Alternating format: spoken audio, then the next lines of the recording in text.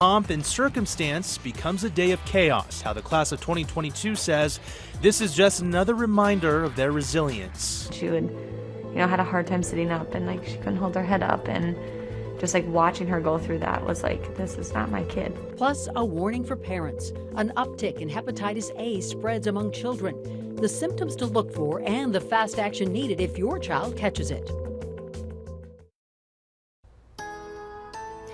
Boy, from Idaho Springs to Coors Field, the rain quickly turned into snow across our state, creating slick roads in some spots and flooded streets in others. Wow, this is among the latest snowfalls in Denver in over 100 years.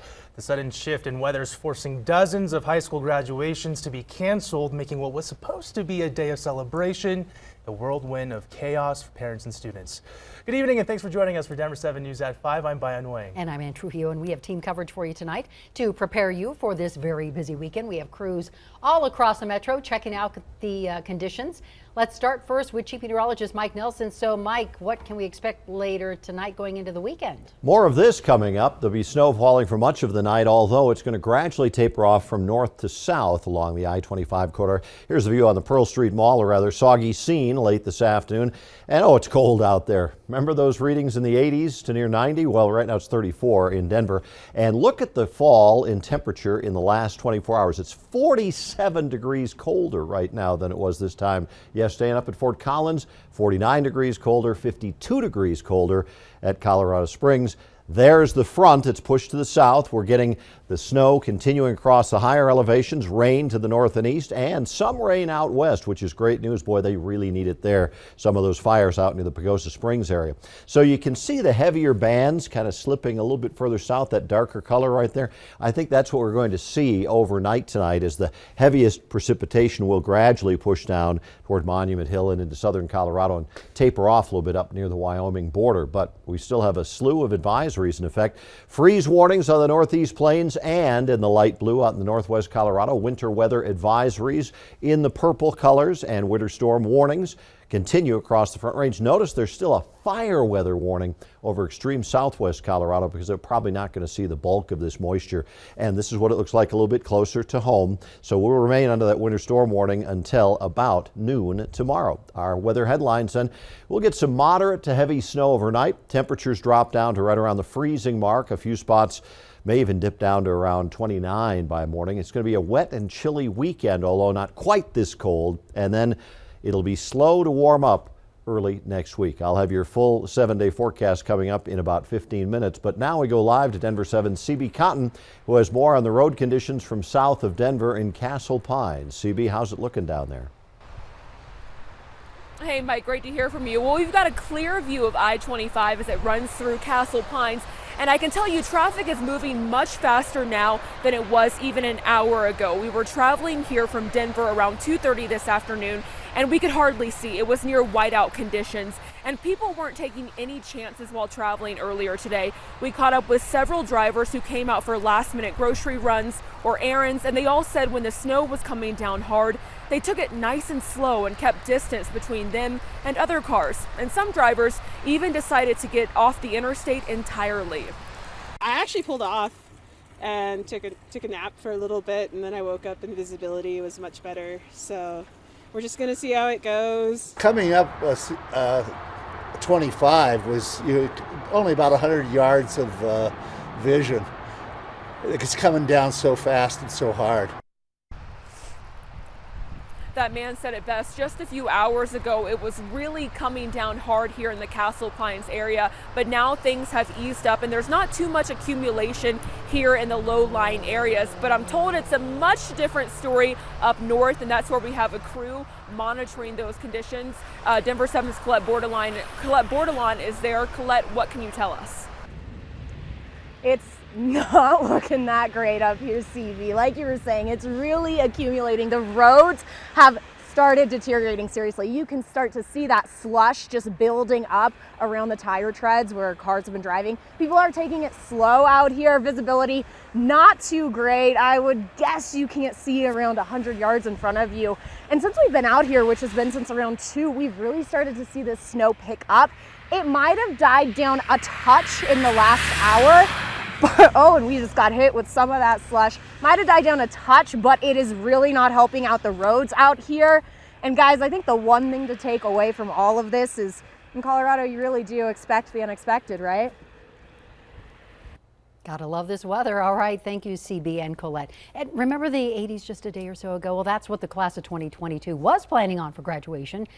Then dozens of schools had to make last-minute changes. And Denver 7's Russell Haythorne is live in Broomfield tonight.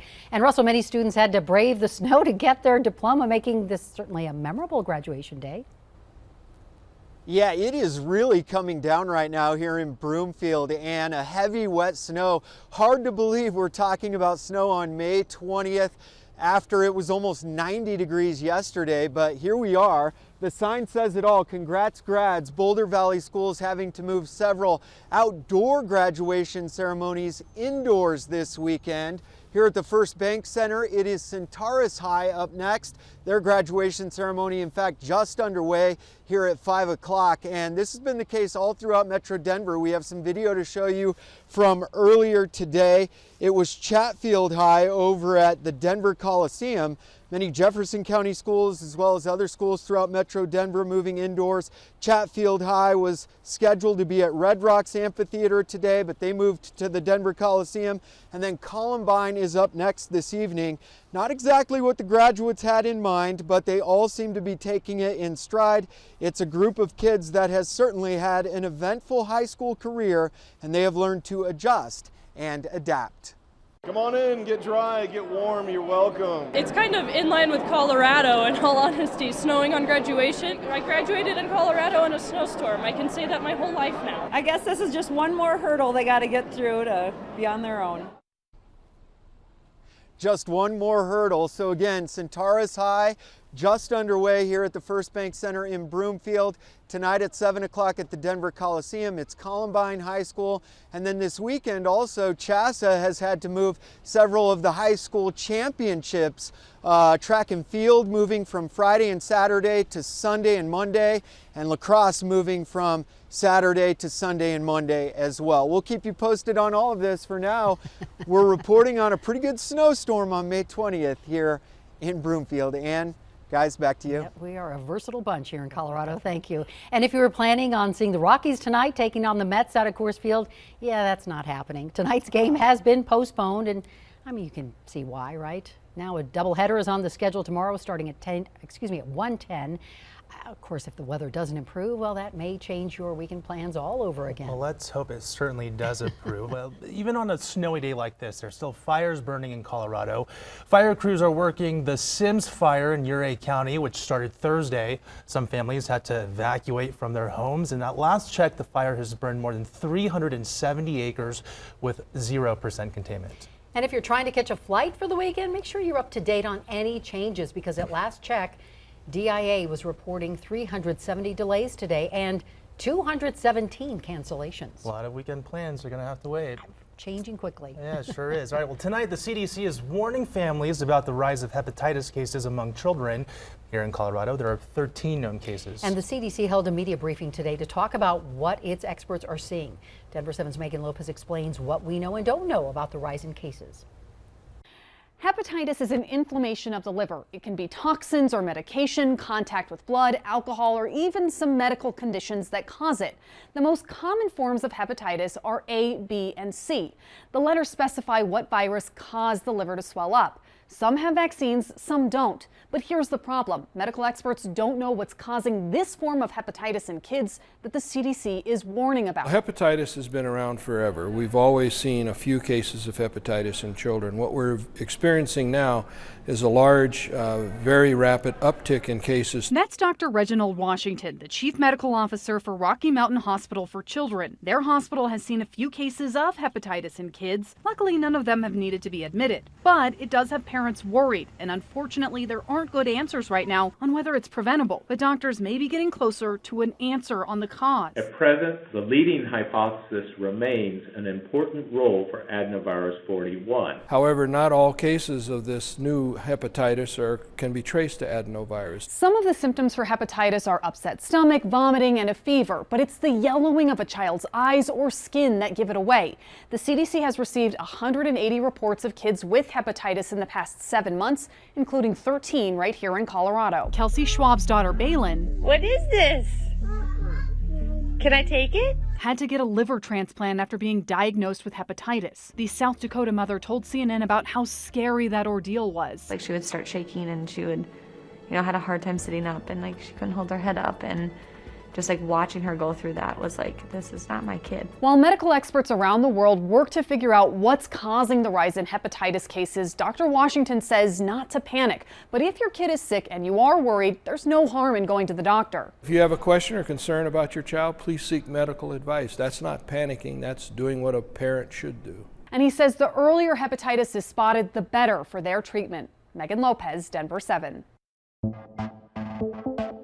Maybe work for one big engineering firm like Lockheed Martin or like NASA. Driven to succeed. Finally be able to explore the world. Not even a snowstorm can deter hardworking Colorado high school seniors who've endured the most to make it to their graduation stage. I get to be an adult, I get to start my life. Plus, more Americans get back to work as unemployment numbers drop. And who will take home the crown?